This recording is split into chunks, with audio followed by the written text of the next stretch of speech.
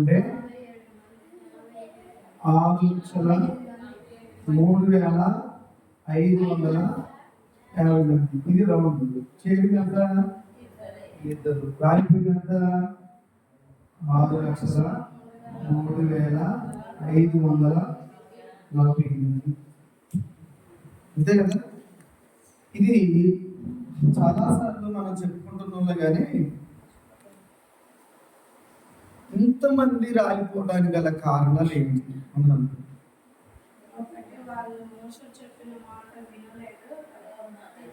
ఒకరు ఇద్దరంటే పొరపాటు చేస్తారు, ఒకరు ఇద్దరనంటే దేవునికి దూరస్తులుగా ఉంటారు.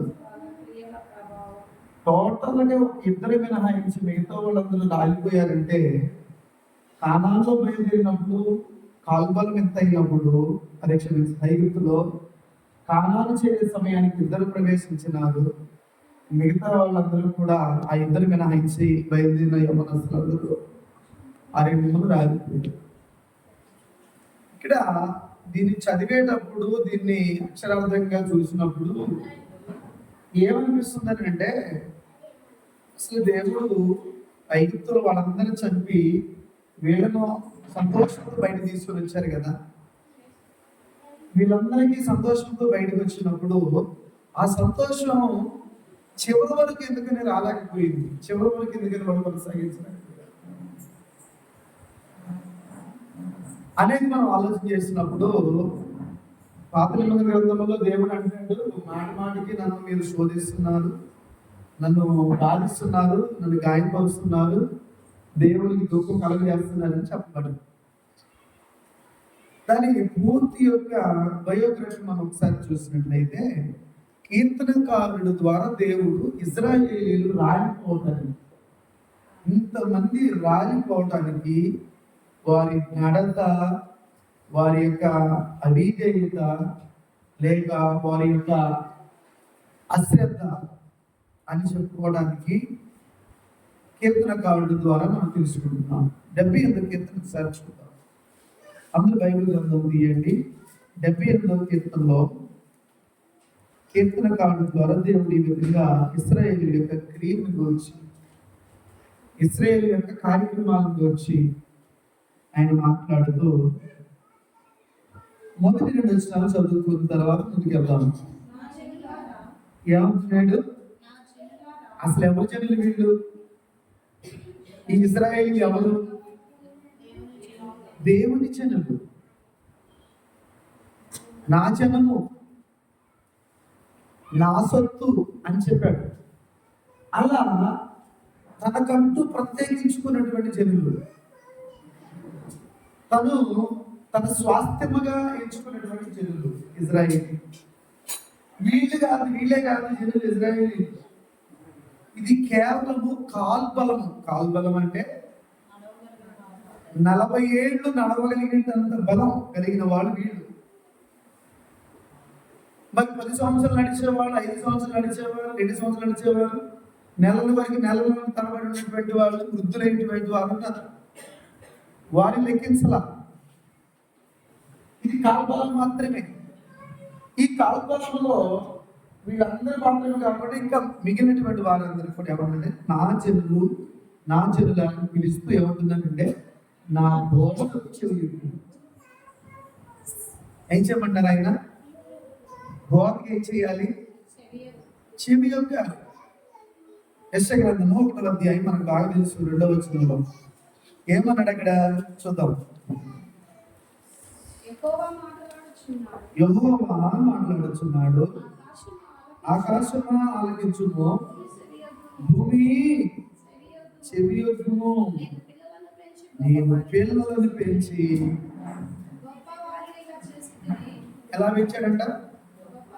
గొప్పవారిగా పెంచుకున్నాడు. ఎవరి పిల్లలు? ఆయన జనులు, ఆయన సొంత జనులు, ఆయన స్వకీయులు.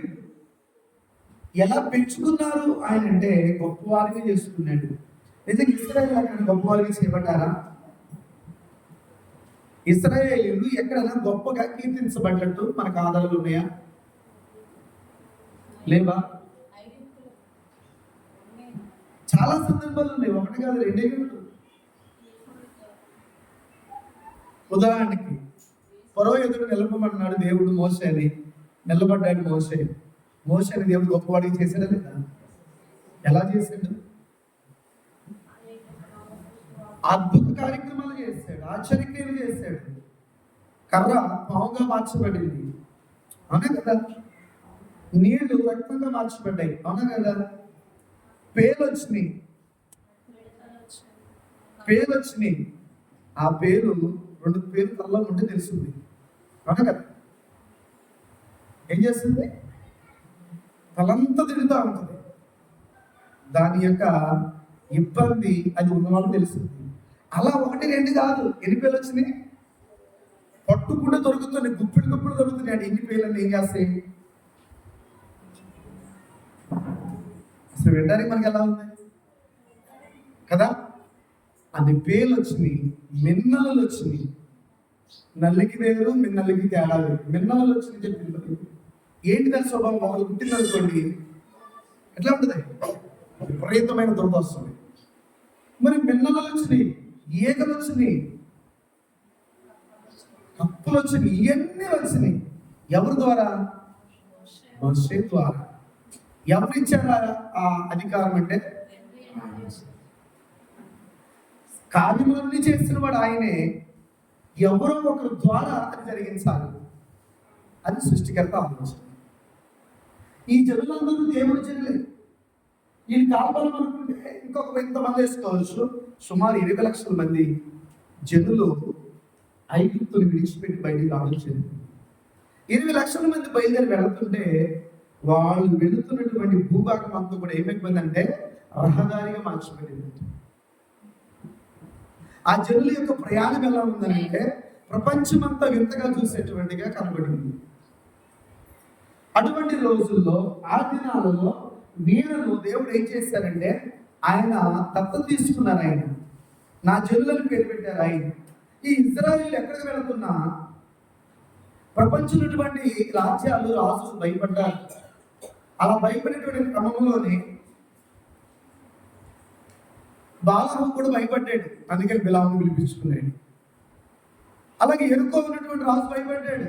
అక్కడ ఉన్నటువంటి రాహాబు చెప్పింది, మీ దేవుడు సామాన్యుడు కాదంటని, మీ దేవుడు అద్భుతము చేసేవాడంటని, మీరు ఎక్కడికైతే వెళుతున్నారో ఆ దేశం మీ సొంతం అయిపోతుందంటని మేము విన్నప్పుడు మా గుండెలు ఏమైపోయింది?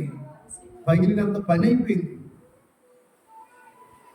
అని వేగుల వారిని చేర్చుకున్నటువంటి రాహాబు ఏం పొందుతుందనంటే యేసుక్రీస్తు ఒక వేశ్య అయినటువంటి రాహాబు యొక్క గర్భములో నుండి లోకరక్షకుడి లోకానికి రావడం జరిగింది. అర్థమైందా? రాహాబు విడిచిపెట్టాల. దేవుని పిల్లల కొరకు చేసిన త్యాగం ఏదైతే ఉందో, దేవుని యొక్క బిడ్డల కొరకు ఆమె తీసుకున్న జాగ్రత్తలు ఏవైతే ఉన్నాయో వాటన్నిటిని బట్టి అక్కడ ఉన్నటువంటి వేగుల వారు ఎవరైతే యెహోషువ పంపించారో ఆ పంపబడినటువంటి వారు వెళ్ళి వచ్చేటప్పుడు ఏం చెప్పారంటే, నీ కిటికీ ఏ కిటికీ అయితే మమ్మల్ని దించడానికి ఆ ఆధారమైందో అదే కిటికీకి ఎర్రని దారం ఒకటి కట్టు. ఇశ్రాయేలీయుల ద్వారా రాహాబు కుటుంబం రక్షించబడింది. ఇశ్రాయేలీయుల ద్వారా రాజులు కొనిపోయారు. ఇశ్రాయేలీయుల ద్వారా లోకానికి భయం వచ్చింది.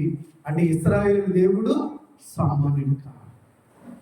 ఎవరైనానంటే ఈ సృష్టిని కలుగజేసినటువంటి దేవుడు. ఆయన గురించి చెప్పడానికి యెషయా గ్రంథంలో చెప్పినట్టు ఆకాశంలో చెప్తున్నాడు, భూమిలో చెప్తున్నాడు, వినమంటున్నాడు, నేను పిల్లల్ని పెంచి గొప్పవారిని చేసేదని. ఎట్లా చేశారంట? తిరుగుబాటు చేశారు. తండ్రి మీద తిరుగుబాటు కుమారుడు చేస్తే ఎలా ఉంటుంది? ఒక వ్యక్తి మరొక వ్యక్తి మీద తిరుగుబాటు చేయొచ్చు, కానీ తండ్రి మీద తిరుగుబాటు చేస్తే ఏమంటారు తెలుసా? కుమారుడు తండ్రి మీద తిరుగుబాటు చేసినప్పుడు సమాజం ఏమంటుంది? ఏమంట? ఏం మాట్లాడరా? కన్న తండ్రి మీద తిరుగుబాటు చేస్తున్నాడు అంటారంటరా? అలాగ తిరుగుబాటు చేసేటువంటి జనులు ఇజ్రాయేలీలు ఎలా చేశారు? మళ్ళా కీర్తన 75 కీర్తన గ్రంథంలో, నా జనులారా నా బోధకు చెవియొక్కుడి, నా నోటి మాటలకు చెవియొక్కుడి. రెండవ వచనం, ఎందుకు చెవియొక్కాలంటే, నేను నోరు తెరచి ఉపమానము చెప్పేదను, పూర్వకాలపు గోడ వాక్యములను నేను తెలియజెప్పేదను. పూర్వం కాలం మీకు తెలియదు. ఇప్పుడు భారతదేశానికి స్వతంత్రము తీసుకువచ్చిన వాడు గాంధీ గారు, ఆయనతో అనుచరులు. పేరు ఒకటి మాత్రమే గాంధీ గారు అని అందరికి తెలిసిపోతుంది కనుక గాంధీ గారే కాదు, చాలా మంది పేర్లు తెలియనటువంటి వారు, మనకు తెలియనటువంటి పేర్లు, వ్యక్తులు చాలా మంది స్వతంత్రం యొక్క సంగ్రామంలో చనిపోయారు. వారి పేర్లు మనకు తెలియదు, కానీ వాళ్ళు పోరాటం చేశారు. పోరాటం చేసి సాధించే వరకు నిలబడిన వారు ఉంటారు. వారిలో కొందరు మాత్రమే నిలబడతారు, కొందరు మాత్రం గుర్తించబడతారు. చిన్న ఉదాహరణ చెప్తాను. ఉదాహరణ ఏంటంటే, ఒక క్లాసులో 50 మంది విద్యార్థులు ఉన్నారు అనుకుందాం. 50 మంది విద్యార్థుల వల్ల స్కూల్కి పేరు వచ్చిందా అంటే రాదు. అందులో ఒకరు, ఇద్దరు, ముగ్గురు మంచి ర్యాంక్ సంపాదించారనుకోండి, వారి వలన ఆ స్కూల్కి పేరు వచ్చింది. అన్న కదా, ఆ స్కూల్ పేరు ఎలా వచ్చిందంటే, అందులో ఎవరైతే మెరిట్ మార్కులు సంపాదించుకుంటారో, ఎక్కువ మార్కులు సంపాదించుకుంటారో, వారందరూ ఏం చేస్తారంటే, వారు చదువుకున్న స్కూల్కి, ఆ క్లాస్కి, ఆ ఉపాధ్యాయులకి, కన్న తల్లిదండ్రులకు పేరు తీసుకుని వస్తారు. ఆ 50 మంది వల్ల అయితే రావు. అలాగే దేవునికి కూడా ఇంతమంది జనులు ఉంటే, ఇంతమంది ద్వారా దేవునికి మహిమ కలగాలని కోరుకున్నాడు.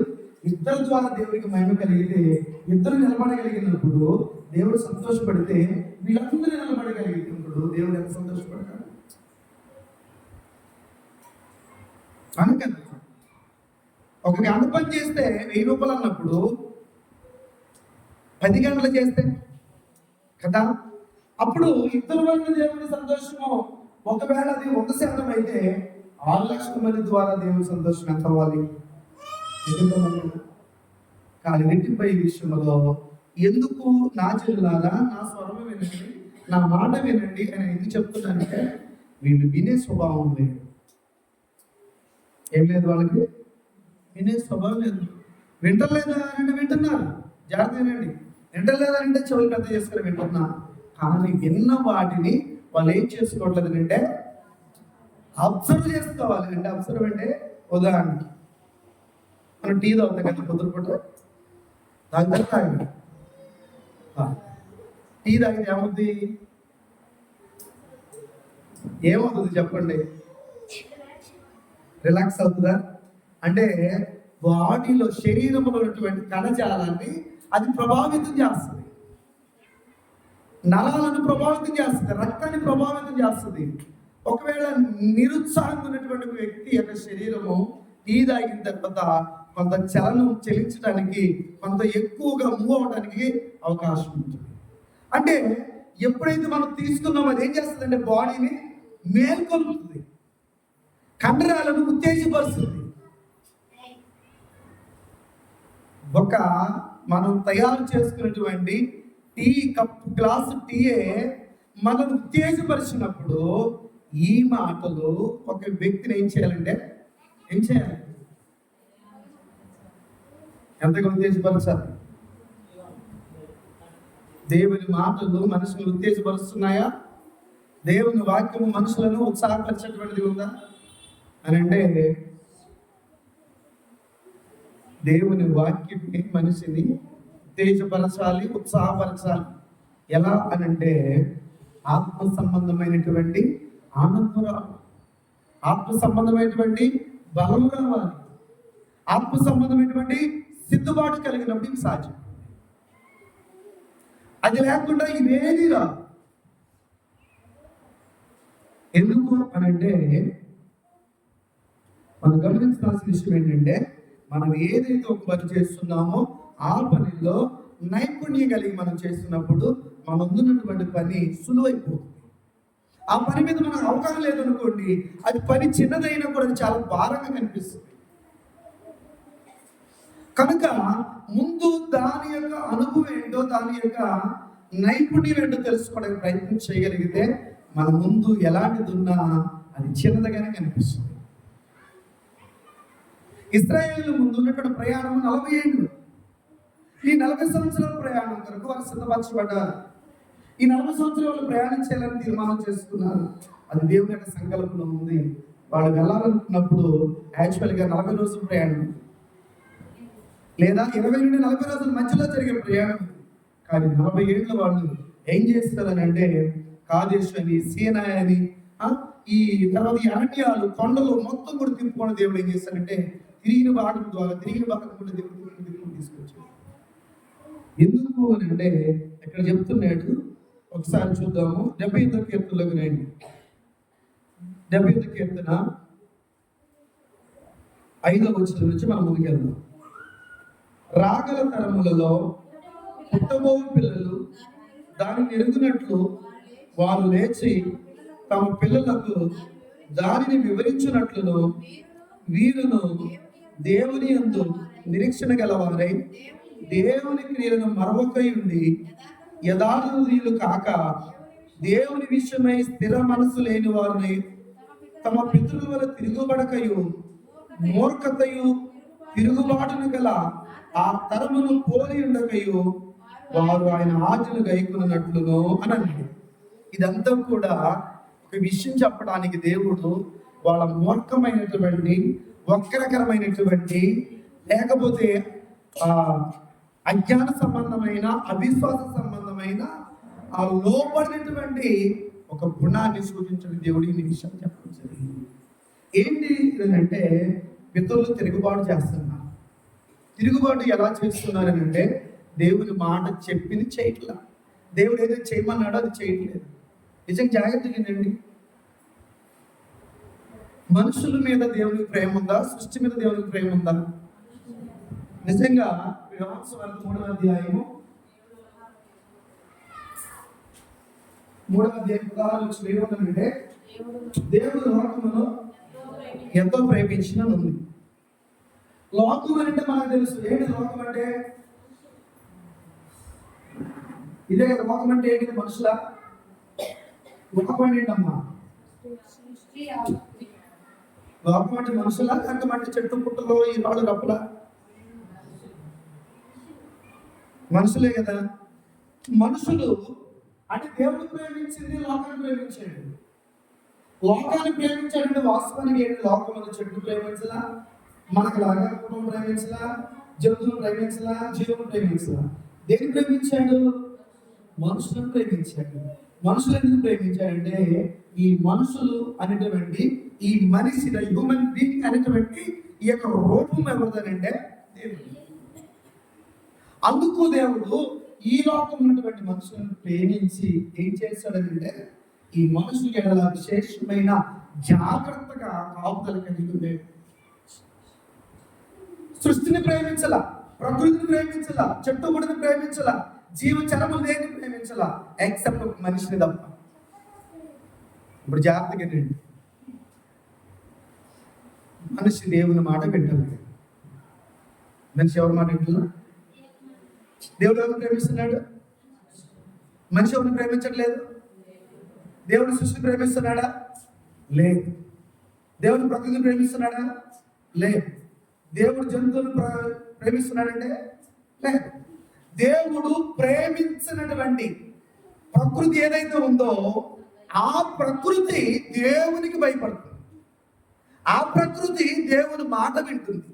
ఆ ప్రకృతి దేవుడు ఏం చెప్తాడని, దేవుడు తనతో మాట్లాడకపోయినా చెప్తాడేమోనని ఆశ కలిగి ఎదురు చూస్తుంది.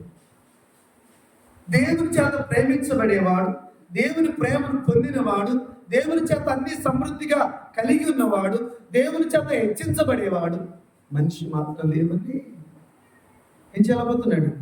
ప్రేమించలేదు. ప్రకృతి దేవుని మాట వింటుంది, దేవునికి భయపడుతుంది, దేవుడు పిలిస్తే పలుకుతుంది, దేవుడు చెప్తే జరుగుతుంది.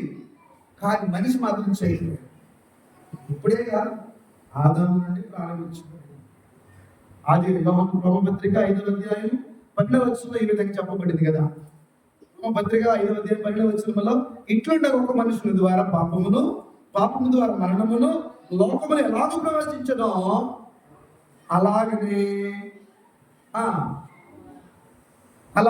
ఏమనుంది కింద, మనుషుని ద్వారా మరలా పాపము చేసినందున మరణం అందరికీ సంప్రాప్తమైంది. సంప్రాప్తం అంటే వ్యాప్తి, విజృంభించింది, వ్యాప్తి చెందింది, కరోనా లాగా వచ్చేసింది.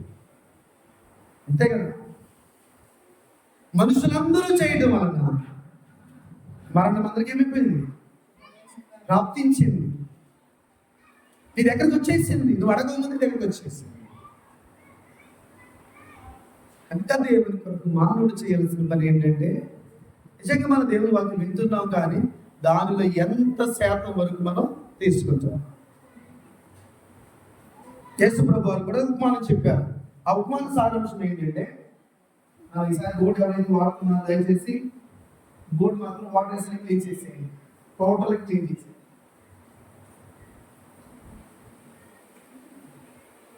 వాటర్ చల్లేసి క్లీన్ చేయండి. సండే నాటి యేసు ప్రభు ఉపమానం చెప్పాడు. మీకు చెప్తే ఇక్కడ రాస్తాను, మీకు అర్థమవుతుందేమో.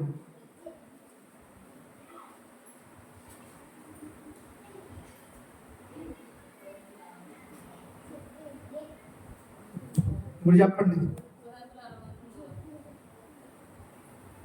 మళ్ళీ ఇంకొక ఆయన మత్తయి గారు ఎలా రాస్తే లూకా గారు ఎలా రాశాడు, 30 వంతులుగా 60 వంతులుగా 300 వంతులుగా రాశాడు. అంతేనా? దీనికి దానికి ఏంటి అని అంటే ఊరికనే రాయబడలేదు, ఉల్టా అయిందని అంటే ఊరికనే అవ్వలేదు, అది యాదృచ్ఛికంగా జరిగింది కాదు. ప్రతిదీ పరిశుద్ధాత్ముని యొక్క పర్యవేక్షణలో, పరిశుద్ధాత్మ యొక్క ప్రోత్సాహములో, పరిశుద్ధాత్ముని యొక్క పరిశీలనలో వీళ్ళు రాసి. ఇప్పుడు చెప్పండి, మత్తయి గారు ఎలా రాశాడు, లూకా గారు ఎలా రాశాడు అంటే ఈయన తెలియక రాశాడంటారా, ఈయన తెలిసి రాశాడంటారా?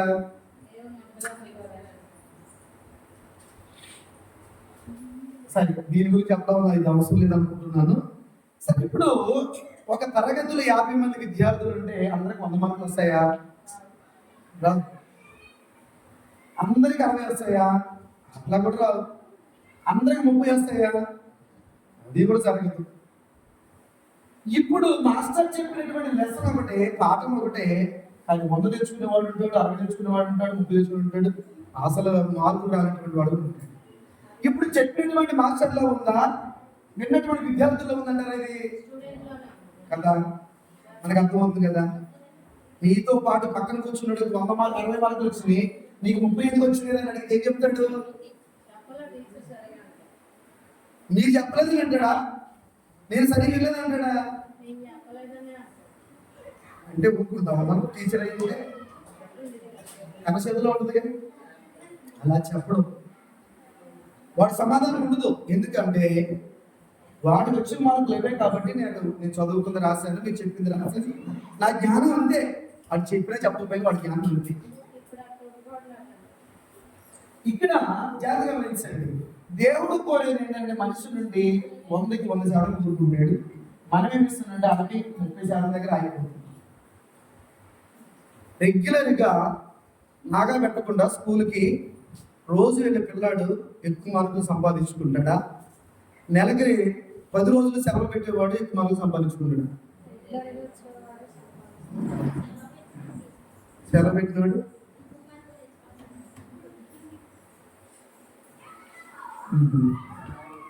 అంటే పాఠం ఇంటి దగ్గర ఉన్నప్పుడు పాఠం వినపడుతుంది కొంచెం, అంతే కదా, మనం ఇట్లా అనుకోవాలి. విషయం ఏంటంటే ఒక సీరియల్గా ఒక సిరీస్గా ఏదైనా ఒక సబ్జెక్ట్ వెళ్తుంది అనుకోండి, ప్రారంభంలో ఉన్న లాస్ట్లో వచ్చే మధ్య ఏదైనా తెలుస్తుందా? ఒక చాప్టర్ ఉంది, ఒక లెసన్ ఉంది. ప్రారంభంలో ఆయన పాట విన్నాడు, మళ్ళీ లాస్ట్ ముగింపుకి వచ్చే సమయానికి 1 రోజులు పట్టింది, ఆఖరి రోజు వచ్చాడు, మధ్యలో ఏం జరిగిందో వాడు తెలుస్తుందా? దాని మీద ప్రశ్నలు వచ్చినప్పుడు వాడు రాయలేదు. దాని మీద వాడికి ప్రశ్నలు ఇచ్చినప్పుడు రాయలేడు. కారణం ఏంటంటే వాడు మొదటి చివరి మాత్రం ఉన్నాడు, మధ్యలో జరిగిన లెసన్స్ ఎక్స్ప్లెనేషన్ వాడు విన్నా. అది విన్నప్పుడు ఏమవుతుందంటే ఏ ప్రశ్న వచ్చినా రాయడానికి ధైర్యం ఉంటాడు. అందుకని ఎగ్జామ్ హాల్లోకి వెళ్ళగానే కొంతమంది పేపర్ అని దిక్కులు చూస్తుంటారు, కొంతమంది ఎప్పుడు ఇస్తారా పిలిచేసి ఎంతమంది చూస్తూ ఉంటారు. అంటే అర్థం ఏంటంటే వీడు ఎంత ఎక్సైట్మెంట్ ఉంటాడంటే పేపర్ ఇంకెప్పుడు ఇస్తారు ప్రతి సెకండ్ తల తిప్పకుండా తల ఎత్తకుండా ఇచ్చిన దానికి ఇచ్చినట్టు పేపర్ ఆన్సర్ రాసేసి అక్కడక్కడ రాసేసి మొత్తం ఏం చేస్తాడంటే మళ్ళీ ఒకసారి రివ్యూ చేసుకుంది. 90 మార్కులకి రాశాను అనుకోని అందరితో ఆగడు. ఇంకేం చేస్తాడంటే ఇంకేమైనా మిస్ అయ్యానా, ఇంకేదైనా నేను అందులో రాయకున్నానా అని వెరిఫై చేసుకుంటాడు. వచ్చినప్పుడు దాన్ని ఏం చేస్తాడంటే ఫిల్ చేస్తాడు.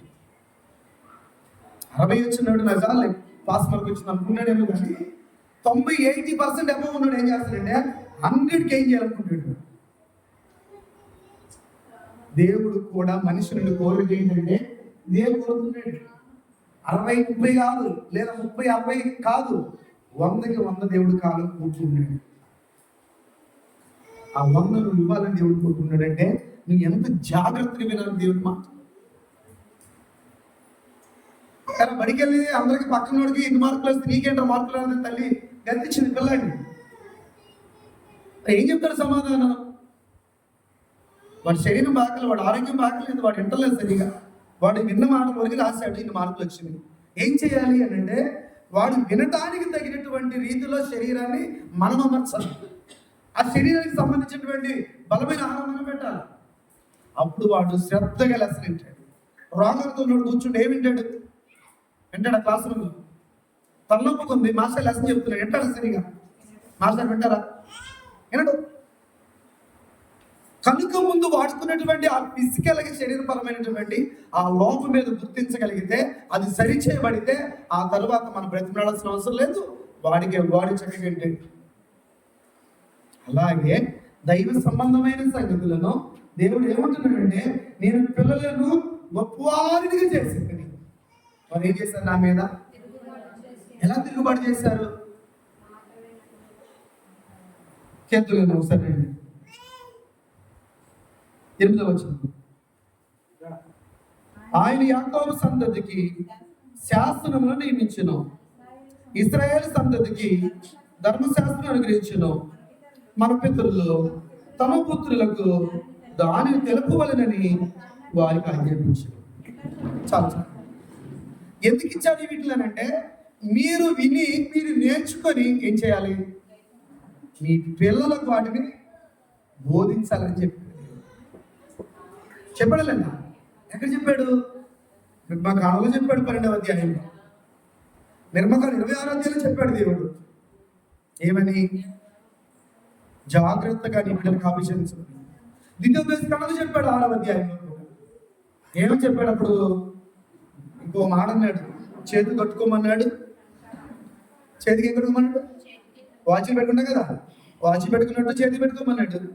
ఇంకోటి అన్నాడు బాస్కోలా కట్టుకోమన్నాడు. ఎందుకు కట్టుకోమన్నాడు? దేవుడు అవి కట్టుకోమనంటే మనం బొమ్మలు పెడతాం, బొమ్మగా పెట్టుకోవాల్సింది అక్షరాలు, దేవుని వాక్యాలు. దేవుని వాక్యాలు ఉండాలి. పొద్దున్నే లేచి చేయాల్సింది ఏంటంటే ఈ రాత్రి అంతా కూడా నాకు ఏ అపాయం రాకుండా కాపాడు. పరుండే ముందు పగలంతా కాపాడా, లేచినప్పుడు రాత్రంతా కాపాడా అని ఏం చేయాలి? చెప్పాలి కదా. చెప్తున్నామా? పొద్దున చీపులు పట్టుకుంటున్నామా?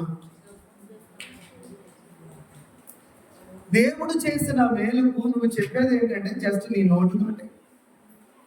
అది కూడా ఎలా ఉండాలంటే హృదయపూర్వకంగా తండ్రి, 1 మాట 2 మాటలు అంత మించి చేయాల్సిన అవసరం లేదు. నాకు ఇచ్చినటువంటి అవకాశాన్ని బట్టి రాత్రంతా మీరు కాపాడినందుకు. ఎందుకు అనంటే సృష్టి ఆయన చేతిలో ఉంది, ప్రకృతి ఆయన చేతిలో ఉంది. ఎందుకంటే ఇదంతా ఆయన మాట వింటుంది.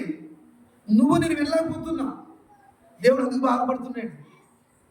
మనం ఎక్కువగా ప్రేమించే పిల్లలు ఉన్నారు అనుకోండి, మన మాట వింటలేదు అనుకోండి, బాధ ఉంటుందా ఉండదా? వాళ్ళు ఏమి అడగక ముందు అన్ని కొని పెడుతున్నా, కానీ మనకి ఏదైనా అవసరం వచ్చిన పని చెప్పినప్పుడు నేను వినను అని అంటున్నాడు, బాధ ఉంటుందా ఉండదా? ఎవరు చెప్పుకుంటావు? ఏం చెప్పుకుంటావు? భార్య అయితే భర్తకి చెప్పుద్ది, చిన్నోడు మాట వింటలేదు జాగ్రత్త గద్దించండి, పెద్దోడు మాట వింటలేదు గద్దించండి. చెప్తా భర్తకి. చెప్తారు చెప్పరమ్మా? దాతారా? దాచుకుంటారండి. చెప్పిన తల్లి వాడి భవిష్యత్తు కూరింది, దాచిన తల్లి వాడి నాశనాన్ని ప్రోత్సహించినట్టు. భర్తకి చెప్పడం వల్ల ఉపయోగం ఏంటంటే గద్దిస్తాడు, భయం చెప్తాడు.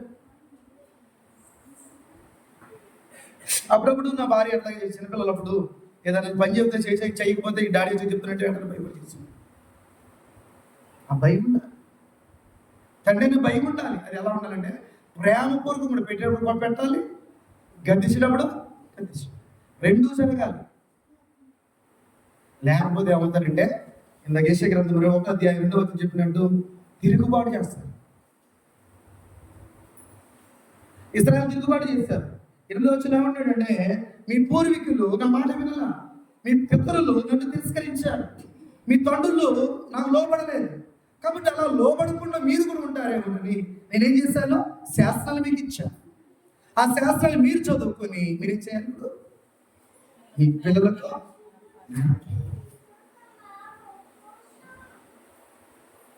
అక్షరాలు రాసావా, హోంవర్క్ రాసావా, లెసన్ వచ్చిందా, లెక్కలు చేసావా అని మన పిల్లలు పదే అడుగుతాం. కానీ బైబిల్ చదివావా, మొక్కన్న చదువుతున్నావా, ఒక కంఠస్వాక్యం వచ్చిందా, ప్రార్థన చేస్తున్నావా? లేదు, మన ఇళ్ళలో లేదు. సమాజానికి మనమే భాషిస్తాం. కనుక అన్నిటికంటే ఉన్నతమైంది దేవుని పని. ఈ పని ఎంత ఉన్నతమైందని అంటే, ఎంత గొప్పదనంటే మనం దాన్ని ఊహించలేము. చెప్పడానికి యేసుక్రీస్తు ప్రభు వారి గురించి నీకు చెప్పాలి. ఈ సందర్భం మన ప్రభువైన యేసుక్రీస్తు వారు పరలోకాన్ని విడిచిపెట్టి భూమి మీదకి వచ్చారు. ఎందుకు వచ్చారమ్మా? వరం గారు చెప్తున్నారు, పరలోకాన్ని ఎందుకు విడిచిపెట్టారు ఆయన? ఎలాంటి స్థలం అది?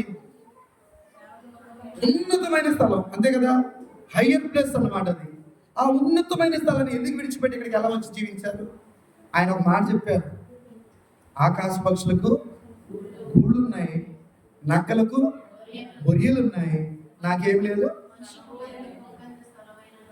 ఏం మార్చుకోవడానికి? తల వాల్చుకున్నటకు స్థలమైనను లేదని అన్నాడు. అదే యేసు పరలోకమందును భూమి మీద నాకు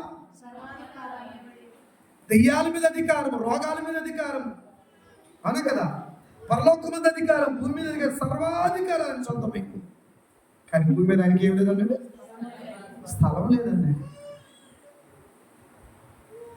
ఇక్కడికి వచ్చిన యేసు ఏం చేశారనంటే అక్కడ ఉన్నతమైన లోకాన్ని విడిచిపెట్టి భూమి మీదకి వచ్చి మనుషుల చేత అవమానం. శిలువ మీద ఉన్నప్పుడు ఎంతమంది మాట్లాడారు? తిట్టారా లేదు? ఏం తిట్టారు? ఒక మాట చెప్పండి. నువ్వు దేవుని కుమారుడు అయితే శిలువ మీద ఉన్న పక్కన ఉన్న దొంగ అన్నట్టు, అవునా కదా? వీడు ఇద్దరు రక్షించాను అన్నారు లేదా? కనుక ఇలాగ ఒక్కరు కాదు, ఇద్దరు కాదు, ఉదయం 9 గంటల నుంచి మధ్యాహ్నం 3 గంటల వరకు ఆ దారిని పోతుంది. దారి మార్గం. ఆ దారి మార్గం పోయేవాళ్ళు, వచ్చేవాళ్ళు, పోయేవాళ్ళందరూ కూడా అటువైపు చూసి వింతగా వారి హావభావాలతో ఆయన అవమానపరుస్తూ, మాటలతో గాయపరుస్తూ, అంతకుముందు చేసిన గాయాలు, అంతకుముందు చెప్పిన మాటలు, అంతకుముందు కొట్టిన దెబ్బలు, ఇవేవి ఆయన్ని బాధించలేదు. కానీ అక్కడ వేలాడుతూ ఉండగా మాట్లాడిన మాటలన్నీ కూడా అన్నిటిని భరించి సహించి ఓర్చుకున్నారు. ఎవరి కొరకు చెప్పమంటారా? ఎవరికమ్మా? మన కొరకు. మన కొరకు ఎందుకు భరించారని అంటే ఇక్కడికి వచ్చిన తర్వాత ఈ గాయాలు, దెబ్బలన్నీ తింటారని సంగతి తెలియదా? తెలుసా? తెలియదు. కొరల దెబ్బలు ఉండే సంగతి తెలీదా? బళ్ళకు పోట్లని సంగతి తెలియదా? పిడిగుద్దులని సంగతి తెలియదా? కాళ్ళతో తనదారని సంగతి తెలియదా? ఉమ్ము వేస్తారని సంగతి తెలియదా? అవమానాలు నేను సంగతి తెలియదా? ముట్ల కిరీటం పెడతారని సంగతి తెలియదా? భారమైన కొయ్యి భుజాల మీద మోపుతారని సంగతి తెలియదా? రాళ్ళ రప్పులు నడిపిస్తారని సంగతి తెలియదా? నానా నిందలేస్తారని సంగతి తెలియదా? అన్నిటికి సిద్ధపడి అన్నిటికీ సిద్ధపడి ఆయన ఏం చేశారంటే లోకాన్ని విడిచిపెట్టి భూమి మీదకి వచ్చారు. భూమి మీదకి వచ్చిన తర్వాత వీటన్నిటిని అనుభవించారు. ఎందుకు అనుభవించారు చెప్పమంటారా? ఆయన కళ్ళ ఎదుగుతున్నటువంటిది ఏంటి చెప్పమంటారా? ఏంటది?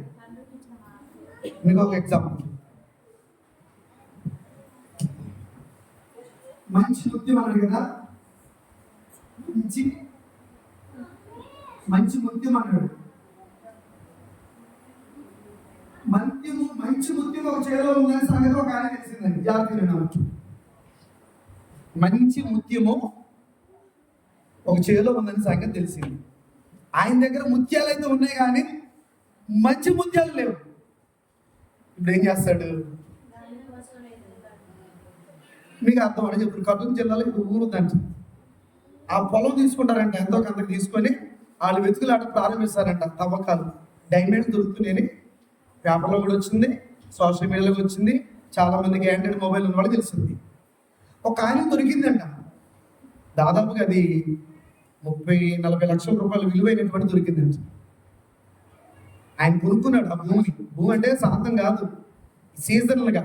ఇక్కడ ఈ నెల నుంచి ఈ నెల వరకు అది మాది, అందులో మేము తవ్వుకుంటాం అని. అలాగ అంతకుముందు దొరికింది ఒకటి దొరికితే అది అంత రేటుతో పలకలేదని మొన్న రీసెంట్గా వెళ్ళి వెతుకులాడితే చక్కటి విలువైనటువంటి డైమండ్ దొరికిందంట ఆ చేలో. జాగ్రత్తగా, ఇప్పుడు ఆ చేలో విలువైన రాళ్ళు దొరుకుతున్నప్పుడు ఆ చేను యజమానుడికి ఎంత సంతోషం తెలుసా? ఈ సంవత్సరం 40 లక్షల రాయి నా చేలో దొరికింది. ఇప్పుడు దాన్ని ఎంతకి ఇచ్చాడో తెలియదు మనకి, రేటు కవులకి. వచ్చే సంవత్సరం ఎంతకి ఇస్తాడు? ఇస్తాడేమో. రేటు పెరుగుతా పెరుగుతా. ఇప్పుడు మంచి ముత్యాలు ఉన్నటువంటి భూమి దొరికింది అనుకోండి, ఆ భూమిని ఏం చేస్తారు తెలుసు? ఎవరైనా కొంటారు, కొన్నాడు. ఎంత ఇచ్చైనా కొనడానికి వెనక. జాగ్రత్తగా గ్రహించండి. ఇప్పుడు మన యేసు యొక్క ఆలోచన ఏంటంటే, ఈ మంచి ముఖ్యమైనటువంటిది తండ్రి యొద్దటువంటి గొప్ప స్థానం. ఆ స్థానమును కైవసం చేసుకోవాలంటే, లేదా అధిరోహించాలని అంటే, ఆయన దగ్గరికి వెళ్ళి కూర్చోవాలని అంటే ఏం చేయాలి తెలుసా? ఏం చేయాలి?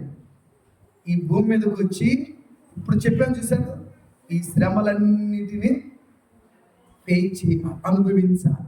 ఇవన్నీ అనుభవిస్తే అప్పుడు ఏం దొరుకుతుంది? ఏం దొరుకుతుందమ్మా? మాట్లాడలేదు. ఆ ఉన్నతమైనటువంటి స్థానము కైవసం కావాలంటే, నీకు దొరకాలంటే ఈ భూమి మీద ఏం అనుభవించాలి? ఆయన మనం అనిపిస్తున్నామా? మన శ్రమలు అనిపిస్తుంది చెప్పండి. నిజంగా మన శ్రమలు అనిపిస్తున్నామని నేనైతే చెప్పలేదు. శ్రమ అనిపిస్తుంది చెప్పట్లేదు, నేనైతే అనుభవించట్లేదు. ఎందుకు అని అంటే, యేసు అనుభవించినటువంటి శ్రమలు 100% అయితే నేను 0.01% కూడా అనుభవించట్లేదు. నేను అనుభవించట్లేదు, నీ సంగతి నాకు తెలియదు. నేనైతే 0.01% కూడా అనుభవించట్లేదు. అని అంటే నేను ఎంత స్వతంత్రంగా ఉన్నానో, ఎంత స్వేచ్ఛగా ఉన్నానో, ఎంత సంతోషంగా ఉన్నానో నాకున్నటువంటి ఈ పర్సంటేజ్ బట్టి అర్థం చేసుకోవచ్చు. 100% ఆయన శ్రమ అనుభవించి ఎట్లా చెప్పుకుంటారా? ఆయన ప్రార్థన చేసేటప్పుడు శరీరంలో ఉన్నటువంటి నీరు ఎలా వచ్చిందంట? రక్తం అనే ఉంది, కానీ ఇంకొక మాట దానికి ముందు గొప్ప రక్తపు బిందువులని అన్నాడు. మరి మన ప్రార్థన చేస్తే రక్తం వచ్చిందమ్మా? రక్తం కాదు, శ్రమ పడితేనే 5 నిమిషాలు మా గురించి ప్రార్థన చేయలేమా? ఇశ్రాయేలీయులను దేవుడు కాళ్ళను నడిపించే క్రమంలో ఇంకో విషయం ఏంటంటే, బైబిల్లో ఒక మాట ఉంది. కీర్తన 75 కీర్తన ఒకసారి తీయండి. ఏమని ఉందనంటే 22వ వచనం నుంచి చూద్దామండి. 21వ వచనం నుంచి, యెహోవా ఈ మాట విని కోపగించెను. ఒక నిమిషం, ఎందుకు కోపగించాడంటే దేవుడు? అసలు ఏం మాట్లాడుతున్నారు? మీకు ఒక విషయం చెప్తా, జాగ్రత్తగానండి. మీరు ఏ మాట మాట్లాడినా ప్రతి మాట రికార్డ్ చేయబడు, తెలుసా? ప్రతి మాట ఆయన వింటారు. కాబట్టి మాట్లాడేటప్పుడు మన నోటి మాట చాలా జాగ్రత్తగా. ఏం మాట్లాడో తెలుసా అండి? ఎందుకు ఏమన్నారో తెలుసు దేవుడు? ఆయన మాకు ఆహారం ఇవ్వగలడా, మాకు భోజనం పెట్టగలడా, మాకు మాంసం ఇవ్వగలడా? మరి ఇస్తాడే వాళ్ళ సత్యలమ్మ గారు ఇస్తాడా? ఎప్పుడైనా ఇచ్చారా వాళ్ళకి? ఇవ్వలేదా దేవుడు? ఏమిచ్చారు? కింద చెప్తున్నా 23-22 వచ్చి చెప్తున్నాడు, వారు దేవుని యందు విశ్వాసం ఉంచకపోయిరి, ఆయన దయచేసిన రక్షణ యందు నమ్మిక ఉంచలేదు. 23 వచ్చి అంటాడు, ఆయనను ఆయన పైనున్న ఆకాశములకు ఆజ్ఞాపించెను, అంతరిక్ష ద్వారములను. ఎందుకు? పైనున్న అంతరిక్షము, ఆకాశము కాదు, అంతరిక్షం అని అంటే మన భాషలో ఆకాశం అంటే ఆకాశమే, అంతరిక్షం అని అంటే సూర్య కుటుంబానికి వెలుపల పైన ఉన్నటువంటిది. Of course Galaxy. ఏం చేశారంటే ఆయన అక్కడ నుండి దాన్ని ఓపెన్ చేశారు, ఆకాశం తెరవబడి. ఏం తీసుకున్నారంటే వాళ్ళు దేవదూతలు తినే ఆహారాన్ని వాళ్ళు భుజించారని నాకు చెప్పండి. వాళ్ళు ఏం కోరుకున్నారు? అంతే కదా, మానవుడు ఏం కోరుకుంటాడు? ముందు మంచి భోజనం కావాలి, అంతే కదండి. నోటికి రుచి ఉండాలి, కడుపు నిండా తిన్నాడు. ఇవి రెండింటిని మానవుడికి కోరుకుంటాడు, వీటితో పనిచేస్తాడు ఎంతకైనా. ఇక్కడ 23 వచ్చి 24 ఆహారమునకి ఆయన వారి మీద మన్నాను కురిపించెను, ఆకాశ ధాన్యము వారికి అనుగ్రహించెను, దేవదూతుల ఆహారము నరులు భుజించిరి, భోజన పదార్థములను ఆయన వారికి సమృద్ధిగా పంపెను. ఆకాశమందు తూర్పు గాలి ఆయన విస్తరచేసెను, తన బలము చేత దక్షిణము గాలి రప్పించెను. పెట్టాలంటే పూరేడు ఇవన్నీ వచ్చింది. ఇవన్నీ కురిపించిన తర్వాత 32 వచ్చి చదవండి. 32 వచ్చింది. ఇంత జరిగినను వారు ఇంకను పాపము చేయొచ్చు, ఆయన ఆశ్చర్యకాలను బట్టి ఆయనను నమ్మలేదంట. నమ్మకం లేదు దేవుని మీద. ఈ రాత్రి మధ్యాహ్న కాల సమయంలో ప్రభుపేట మీకు తెలియజేసే విషయం ఏంటంటే, ఇశ్రాయేలీయులను ఐగుప్తులో నుండి బయలుదేరి తీసినప్పుడే వాళ్ళు ఆర్భాటంలో బయలుదేరారు. ఎలా బయలుదేరారండి? ఇశ్రాయేలు ఐగుప్తు నుండి బయలుదేరినప్పుడు ఎలా బయలుదేరారు తెలుసు కదా? ఎలా బయలుదేరారు? ఆర్భాటముతో, సంతోషముతో, పాటలు పాడుతూ బయలుదేరారు, బంగారముతో బయలుదేరారు, వెండితో బయలుదేరారు, వారికి నచ్చిన వస్త్రాలతో బయలుదేరారు, వారికి నచ్చిన పాత్రలు తీసుకొని, ఐగుప్తులో ఉండే పాత్రలు తీసుకొని బయలుదేరారు. ఇది వద్దు, మాకు వద్దు, మా పిల్లలు చనిపోయారు అని వాళ్ళు ఏడుస్తూ మీకు కావలసిన తీసుకోపోమని చెప్పినప్పుడు ఆ ఇంట్లోకి చొరపడి వాళ్ళకి నచ్చిందని తీసుకొని బయలుదేరించింది. అంత సమృద్ధిగా వచ్చినటువంటి ఇశ్రాయేలీయులు ఏం చేయబడ్డారంటే, కానాను దగ్గరికి వచ్చేసరికి కాలు పెట్టలేకపోయారు. దేవుడు అంటున్నాడు, చూద్దాం 36వ వచనం, ఆయనను వారి హృదయము ఆయన ఎలా స్థిరముగా ఉండలేదు, ఆయన నిబంధనను వారు నమ్మకముగా గైకొనలేదు, నోటి మాటతో వారు ఆయనను ముఖస్తుతి చేసిరి, తమ నాలుకలతో ఆయన యొద్ద. అంటే అర్థం ఏంటంటే, బొగ్గొట్టం అంటే అర్థం ఏంటంటే, అవి రెండు ఒకే పదాలు. పైన ఉన్నటువంటి లైను, కింద ఉన్నటువంటి లైను, బోత్ ఆర్ ఈక్వల్, ఒకటే, డిఫరెంట్ ఏం లేదు అక్కడ.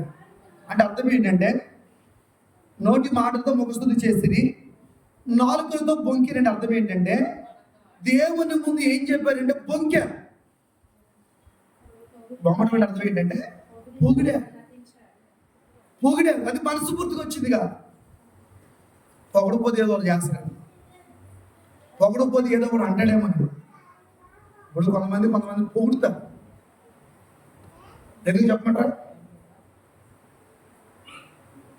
అసలు పొగడతానేటువంటి అర్థం ఏంటంటే, చేయని పనిని చేసినట్టు చెప్పడమే పొగడతాం. అసలు పొగడతలు అనేది అనుకుంటాం.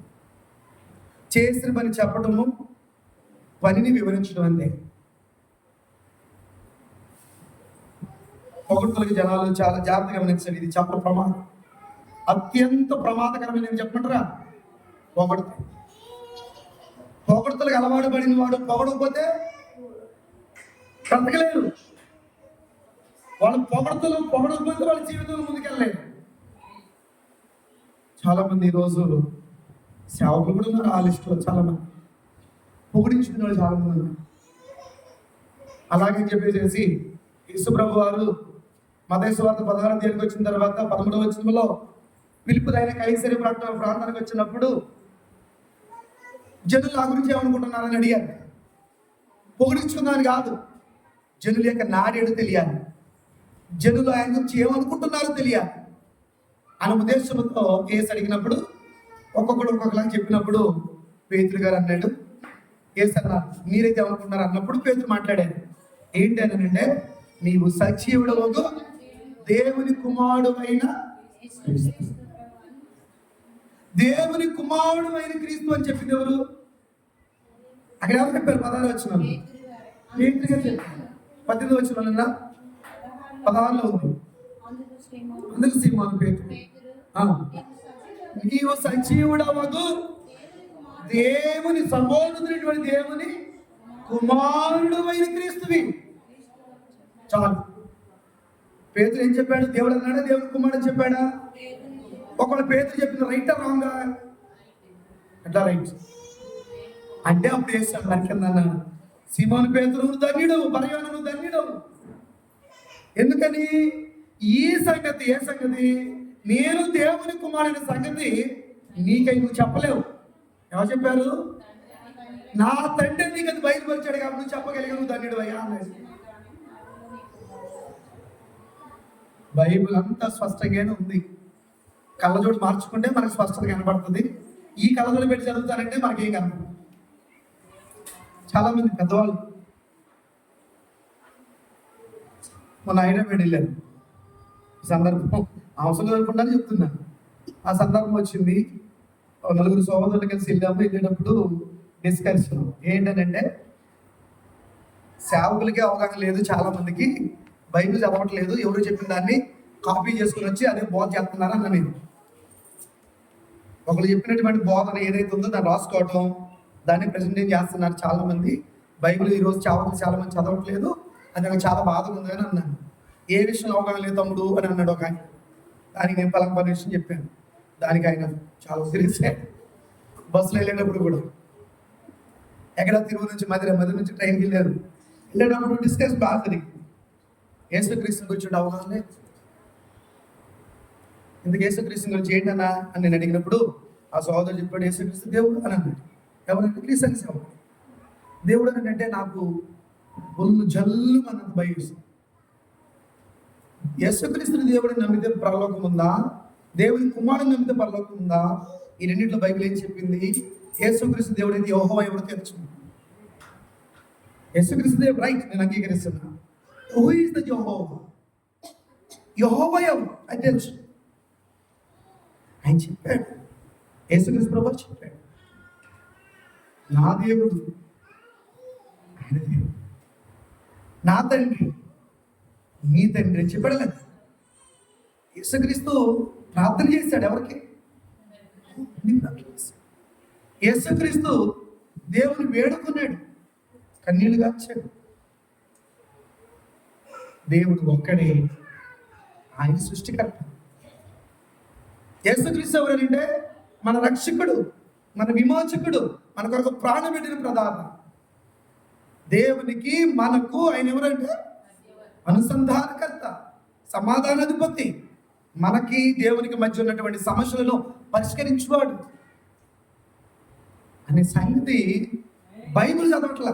ఎవరో రాసినటువంటి పేపర్లు తీసుకొచ్చి దానికి ఏదో దానికి కంబైనింగ్ ఉంటుంది కదా అని చెప్పేసి అది వినిపిస్తాం. చాలా బాగా తెలిసింది నాకు. బైబిల్లో దేవుడు ఒకటి, ఇంకోవాలండి యేసుక్రీస్తు దేవుడు, పరిశుద్ధాత్మ దేవుడు, తండ్రి అనే దేవుడు. అసలు కుమారుని దేవుడు బైబిల్ లేదు. నేనే దేవుడు, నేనే తప్ప మరొక దేవుడు లేడు అని చెప్పాడు ఆయన. యేసుక్రీస్తు కూడా స్వయంగా చెబితే నువ్వు కూడా దేవుడు వేరే అని మనం చెప్తే ఆయన అంటున్నారు, నీ దేవుడు నా దేవుడు, నీ తండ్రి నా తండ్రి అని చెప్తున్నప్పుడు యేసుక్రీస్తు కూడా ఏం చేస్తున్నాడు? మనిషి జ్ఞానము చేత బైబిల్ వక్రీకరిస్తుంది.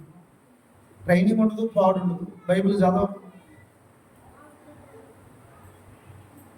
పాత నిబంధన కొత్త నిబంధన మధ్యనటువంటి 400 సైలెంట్ ఇయర్స్, ఆ మౌన కాలము దాన్ని చదవరు. బైబిల్ బ్యాక్గ్రౌండ్ ఏంటో తెలియదు, బైబిల్ యొక్క కంటిన్యూషన్ ఏంటో తెలియదు. చాలా మంది చదువుకోకుండా 4 అక్షరాలు తెలియగానే 4 ప్రసంగాలు ఎక్కడో బట్టి పట్టుకోవటం, మన ప్రసంగం చేయటం, నేను కూడా సేవకుని చెప్పటం, జనాలు మోసం చేయటం, తను మోసపోవటం. యోహాను సువార్త 20 అధ్యాయం 30-31 వచ్చి చదువుకుందాం ఒకసారి. యోహాను సువార్త ఈ సందర్భాన్ని దీన్ని ఇంతలో క్లోజ్ చేసేద్దాం. యోహాను సువార్త 20 అధ్యాయం 30-31.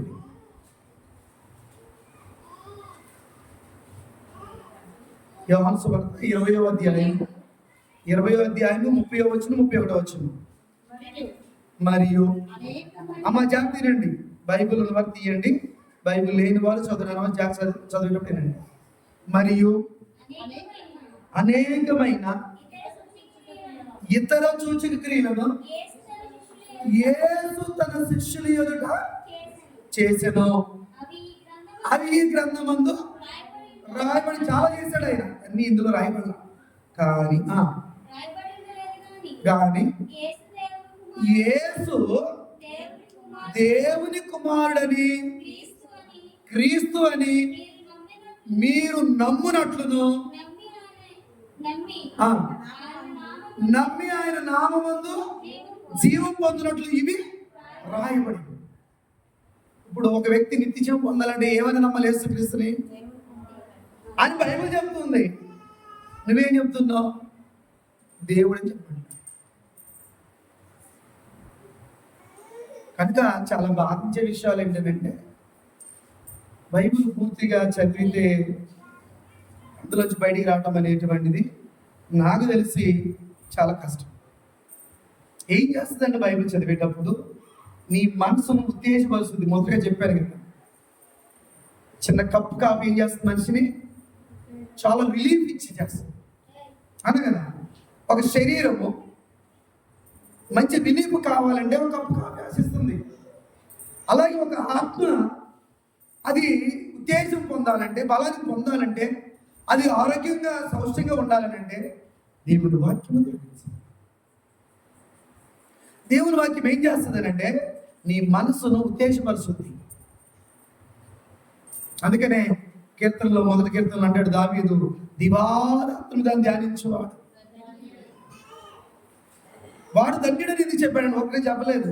అది ధ్యానించడం వల్ల ఏమవుతుందంటే నీ జీవితంలో నువ్వు వినని కని ఎరగనటువంటి విషయాలను అది నీకు అందిస్తుంది. బైబిల్ చదువుతున్నప్పుడు అర్థం ఏంటంటే దేవుడు రాసిన ఉత్తరాన్ని చదువుతున్నావు అని అర్థం. దేవుడు నీకు రాసిన ఉత్తరం ఇది. ఆ ఉత్తరాన్ని చదవకుండా పెడతారా? ఈ పిల్లలు మీకు ఉత్తరం రాస్తారు అనుకోండి, చదివించుకుంటారా? చదివించుకోరా? నాకు చదువు రాదు కదా తీసుకెళ్ళి అక్కడ పడేసేస్తారా? ఏం చేస్తారు?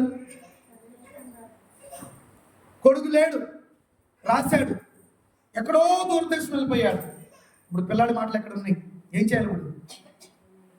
ఇప్పుడు మాటికి బిడ్డను తలుచుకుంటూ, బిడ్డను గుర్తు చేసుకుంటూ, వాడి యొక్క మనసులో ఉన్న ఆ మాటలన్నీ, వాడి ఆలోచన అంతా కూడా ఈ ఉత్తర రూపంలో మనకి ఇచ్చాడు. కాబట్టి దీన్ని చదువుకోవటం అనేటువంటి చేస్తాం. అప్పుడు ఏమవుతుందంటే మనసు తేలిక పడిపోతుంది, తెలియనటువంటి ఆనందము బలం వచ్చేస్తుంది, జ్ఞాపకం వచ్చేస్తుంది. ఇది దేవుని ఉత్తరము. ఇది చదివేటప్పుడు దేవుడు నీ కొరకు రాసిన మాటలు ఇందులో ఉన్నాయి. ఆ ఉత్తరం కంప్లీట్గా చదివితే ఏమనిపించింది అంటే, నా మీద నా దేవునికి ఇంత ప్రేమ ఉందా, నా కొడుకు ఇన్ని అవసరాలతో ఉన్నాడా అని ఆ ఉత్తరం చూసి ఎలా కొనుక్కుంటుంటాము. ఇది చూసినప్పుడు నా దేవునికి నా మీద అంత ప్రేమ కలిగినటువంటి మాటలు ఇందులో ఉన్నప్పుడు, నువ్వు దాన్ని చదివేటప్పుడు, అది నిన్ను బలపరుస్తున్నప్పుడు పక్కన పెట్టాలి. నువ్వు ఎందుకు అనుకుంటావు? ఒక పుస్తకం చదవండి, ఒక పేపర్ చదవండి, ఏదైనా ఒక స్టోరీ చదవండి, చదివిన తర్వాత మన దాని ముఖానికి కూర్చోండి కాదు. అదే బైబిల్ చదవండి, ఒక అధ్యాయం చదవండి, మరలా చదవండి, మరలా చదవండి, 100 సార్లు చదవండి, ఇంకొకసారి చదవనిపించి దేవుని మాటలు మాధుర్యమైనటువంటి, అంత లోతైనటువంటి ఈ మాటలు వినమని అలాంటి ఇస్రాయేలు చెప్తే వాళ్ళు వినకుండా ఆయన ఎంత బుంకారు. మాంసం ఇస్తాడా, దుంపలు ఇస్తాడా, కూరలు ఇస్తాడా, అన్నం పెడతాడా, మమ్మల్ని చూస్తాడా తెలీదా? 10 తెగుళ్ళు వచ్చినప్పుడు ఐగుప్తు దేశంలో విడిపించినప్పుడు తెలీదా? ఎర్ర సముద్రం వచ్చినప్పుడు తెలీదా? యోర్దాను నది బయలు చేసినప్పుడు తెలీదా? శత్రువులు నీ మీదకి వచ్చినప్పుడు వారిని ఒట్టి చేతులతో గెలిచి ఓడిపోయేలా చేసినటువంటి ఆ సంగతి తెలియదా? మాట్లాడితే శత్రువులు చేసి వాళ్ళకి చెప్తున్నారు, మనం ఇది చిన్న పిల్లల్లా కనబడ్డాము, మిడతల్లా కనబడ్డాము. ఎవరి గురించి మాట్లాడారు వీళ్ళు తెలుసా మీకు? యోబుస్తీయులు, అమాలేకీయులు, ఫిలిష్తీయులు, అజానుబాహులు వాళ్ళు చూసినప్పుడు మేము ఇలా ఉన్నాము, మిడతలా ఉన్నాం అన్న.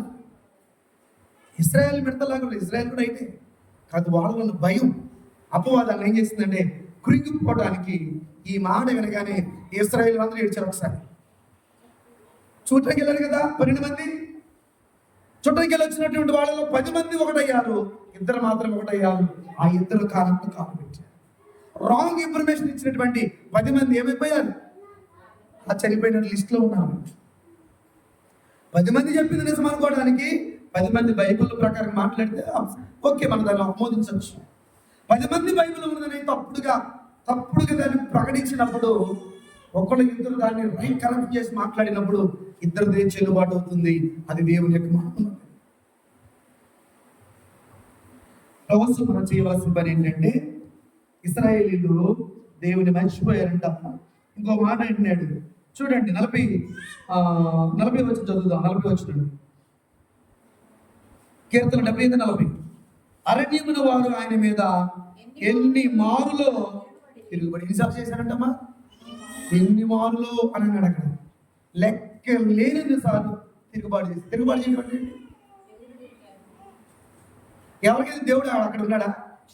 ఎవరికైతే తిరిగారు? మోషకి ఎదురు తిరిగి. ఎవరికి ఎదురు తిరిగినట్టు? మోష గురించి వాళ్ళని పాటు చేశాడు. మోష వాళ్ళని నష్టపల్లి చేశాడా? వాళ్ళకి యోగక్షేమాలు చెప్పాడు. ఇలా నడుచుకోమని దేవుడు చెప్పిన మాట మీకు చెప్తున్నాను అన్నాడు. ఆయన సొంత మాటలు ఏం చెప్పలేదు కదా. అందుకని 40 వచ్చినాడు, ఎన్ని మారులో తిరుగుబడి ఎడారి ఎందు ఆయనను ఎన్నో మార్లు దుఃఖపెట్టిరి. 41 మాటికి ఇశ్రాయేలు పరిశుద్ధ దేవునికి సంతాపం కలిగించిరి. 41 వచ్చినగా 42 వచ్చినలో ఆయన బాహుబలమునైనను విరోధుల చేతిలో నుండి ఆయన తమ్మును విమోచించిన దినమునైనను వారు స్మరణకు. దేవుడు చేసినటువంటి కార్యములు, దేవుడు చేసిన మేలులను కనీసం గుర్తు కూడా చేసుకోలేదట. మనకి ఎవరైనా మేలు చేస్తే ఆ మనిషి కనబడగానే, ఆ మనిషి గుర్తు రాగానే వెంటనే మనకు చేసిన మేలు గుర్తు చేసుకుంటాం. నేను చేసుకుంటా లాగా. అది కనీస బాధ్యత. దేవుడు వీళ్ళ కొరకు చేసిన పనుల్లో అరణ్యములో శోధించారు, ఎడారిలో శోధించారు, బాధ పెట్టారు. దేవుడు చేసినటువంటి క్రియలను గుర్తు చేసుకోలేకపోయారు. తర్వాత 43 వచ్చినట్టు ఐగుప్తులో తన సూచక్రియలను సోయను క్షేత్రమునందు తన అద్భుతములను ఆయన చూపిన దినమును వారి జ్ఞప్తి తెచ్చుకోలేదు. ఐగుప్తులు త్రాగలేకుండా నైలున కాలువలను వారి ప్రవాహజలములను ఆయన రక్తముగా మార్చాను. ఇదంతా వద్దు తల్లి, ఇదంతా కూడా చెప్పుకుని వచ్చి ఆయన ఒక చక్కని మాట 56 వచ్చి, అయినను వారు మహోన్నతుడైన దేవుని శోధించి తిరుగుబాటు చేసి ఆయన శాస్త్రం అనుసరింపలేక. ఇది తిరుగుబాటు. దేవుని వాక్యమును అనుకూలంగా వాళ్ళ మనసులో పుట్టిన తలంపులను బట్టి, వాళ్ళ సొంత నిర్ణయాలను బట్టి మోషే ఎలా చెప్తున్నాడండి అని చెప్పేసి తిరుగుబాటు చేశారు. మోషే మీ మాట మీ వినం, తిరుగుబాటు చేశారు. మాకు నచ్చలా, తిరుగుబాటు చేశారు. మా ఆకలి వేస్తుంది, తిరుగుబాటు చేశారు. నీళ్ళ దగ్గర తిరుగుబాటు చేశారు. మీకు తెలుసలేదో, మోషే కొండకు బండను కొట్టమన్నప్పుడు కొట్టినప్పుడు నీళ్ళు వచ్చింది తెలుసా? ఎన్ని నీళ్ళు వచ్చింది తెలుసమ్మా? సముద్రం అతికి వచ్చిందంట, నదిలా ప్రవహించిందంట. ఎందుకంటే వాళ్ళు వారి పశువులు అందరూ తాగి మళ్ళీ వాళ్ళ బిందెలు వాళ్ళ కడవలు నింపుకోవటానికి. ఇంత చేసిన దేవుడు, అరణ్యములు ఆహారం ఇచ్చిన దేవుడు, అరణ్యములు నీరిచ్చిన దేవుడు, అరణ్యములు ప్రాణాలు కాపాడిన దేవుడు ఎందుకు కాపాడాడు అని కనీసం చిన్న ఆలోచన కూడా మాటి మాటికి దేవుడు శోధించాడు. అందుకని దేవుడు బాధపడి ఏమన్నారంటే, చూద్దాం 68 వచ్చి చదువు. ఒక నిమిషం 67 చదువుతారు. పిమ్మట ఆయన యోసేపు గుడారమును అసహించుకోలేదు, ఎఫ్రాయిము గోత్రమును కోరుకొనలేదు, యూదా గోత్రమును తాను ప్రేమించిన సియోను పర్వతమును రైట్ ఇప్పుడు కోరుకుంది. ఒకటే కోరుకునేది, ఇశ్రాయేలు వల్ల నాకు సంతోషం లేదు, ఇశ్రాయేలు వల్ల నాకు ఆనందం లేదు. ఒకే ఒకటి ఉంది, అదేంటంటే ఇశ్రాయేలు మొత్తాన్ని తిరస్కరించాడు, ఒక గోత్రాన్ని కోరుకున్నాడు. ఆ గోత్రం ఏంటి? యూదా గోత్రం. యూదా గోత్రం అనగా అర్థం ఏంటి తెలుసా? ఆయన క్రీస్తును కోరుకున్నాడు, ఆయన క్రీస్తు నియమించుకున్నాడు. ఎవరిని నమ్మకూడదు అనుకున్నాడు, ఎవరికి అప్పగించకూడదు అనుకున్నాడు. ఒకే ఒకడు ఉన్నాడు, ఆ ఒక్కడు ఎవరినంటే యూదా గోత్రం. యూదా గోత్రం చెప్పాడు. ఎక్కడ ఉంటుంది మనకి మాట? 49వ అధ్యాయం ఆది కాండం. ఒకసారి తీయండి, ఈ మాట చెప్పి ముగిస్తాను. 49వ అధ్యాయం అనుకుంటున్నాను, ఒకసారి అందరూ తీయండి. 49వ అధ్యాయము 8వ వచనం. యూదా నీ సహోదరులు నిన్ను స్తుతించెదరు, నీ చెయ్యి నీ శత్రుల మెడ మీద ఉండును, నీ తండ్రి కుమారులు నీ ఎదుట సాగిలపడుదురు. యూదా కొదమసింహము. చాలు, ఈ మాట మీకు చెప్పి ముగించేస్తారు. ఇక్కడ ఏమన్నాడంటే, నీ సహోదరులు ఏం చేస్తారు? అసలు యోధాను స్తుతించడం ఏంటి? యోధ అంటే రాజు. ఎవరు యోధుడు అంటే? మన రక్షకుడైన యేసుక్రీస్తుకు వచ్చిన ప్రవచనం ఇది. ప్రవచనం మీరా చెప్తున్నారు అని అంటే 49వ అధ్యాయం మొదలు వచ్చిన చూడండి ఒకసారి. ఏమన్నాడు? 49వ అధ్యాయం మొదలు వచ్చింది. యాకోబు తన కుమారులను పిలిపించి ఇట్లా, నేను తన కొడుకులు పిలుస్తున్నాడు, నా దగ్గర ఏంటని పిలుస్తున్నాడు.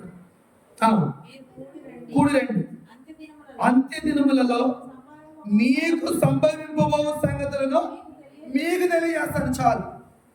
ఎప్పుడు సంభవిస్తాయి ఇవి? అంత్య దినాలలో. అంత్య దినాలలో అంటే సమూయేలు గ్రంథంలో చెప్తాడు, దావీదుని దేవుడు చెప్తాడు సమూయేలు ద్వారా. ఏమనంటే, నీ సింహాసనము నిత్యము స్థిరపరచబడి ఉంటుంది, నీ కుమారులలో ఆ సింహాసనం మీద రాజుగా ఉండగా ఒక్కడును కూడా మారదని చెప్తాడు. ఆ ఒక్కడే తెలుసా? మన ప్రభు అయినటువంటి యేసుక్రీస్తు.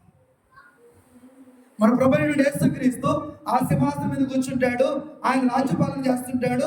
ఆయనను అందరూ స్తుతించాలి, ఆయనకు అందరూ లోబడాలి, ఆయన అందరూ గౌరవించాలి, ఆయన మాట అందరూ వినాలి. అందుకని మత్తయి సువార్తలో చెప్పాడు 3:17, ఈయనందు నేను ఆనందించుచున్నాను, ఈయన మాట వినండి. మార్కు సువార్త 1:11 చెప్పాడు, ఈయనందు నేను ఆనందించుచున్నాను, ఈయన మాట వినండి. అదే మత్తయి సువార్త 17:5 చెప్పాడు, ఈయన నా ప్రియకుమారుడు, ఈయన మాట మీరు వినండి చెప్పాడు. ఒక 11 చెప్పాడు. అంటే అర్థం ఏంటంటే, ఆయన మాట వినాలి. మోషే మాట విన్నవారు కానంలో కాలిపోతారు. మోషే మాట విన్నవారు కానం చేరారా? చెప్పారు కదా, మీ లెక్క రాశారు కదా. ఎంతమంది? 6,03,550 మందిలో ఎంతమంది లేరు? వీళ్ళిద్దరు ఎవరు మాట విన్నారు? దేవుని మాట అంటే మోషేకి వ్యతిరేకించిన వాళ్ళు ఏమైపోయారు? దేవునికి వ్యతిరేకించారు, అరణ్యంలో దారిపోయారు. ఈరోజు క్రీస్తు మాట విన్నవారు, క్రీస్తు బోధ విన్నవారు, క్రీస్తు కొరకు జీవించేవారు ఎక్కడికి వెళ్తారంటే, ఈ ఇద్దరు కాలానికి వెళ్ళినట్టు మనమందరం కూడా తల్లి సన్నిధికి వెళ్ళాలంటే దేవుడు చెప్తున్న మాటలు మనము ఏం చేయాలి? వినాలి. విన్న వాటిని విశ్వసించాలంటే నమ్మాలి. రూఢిని నమ్మాలి. వాటిని ఏం చేయాలి? నీ మార్పుగా వినియోగించుకోవాలి. దాన్ని ఏం చేయాలి? నా జీవితంలో జరుగుతుందని ఒప్పుకోవాలి. ఆ తర్వాత ఒక శ్రేష్టమైన బహుమానము పొందుకునే అవకాశం దేవుడు నీకు ఇస్తాడు. రాలిపోయి ఇశ్రాయేలు చూసి జాగ్రత్త పడదామా? కాలంలో కాలిపోయిన నిద్ర చూసి మనం మార్పు చెందుతాం. ఈరోజే మనది, రేపు మనది చెప్పగలం. రేపు మనది ఉందని తెల్లారితే తప్ప మనం ఉంటుమో ఉండమో.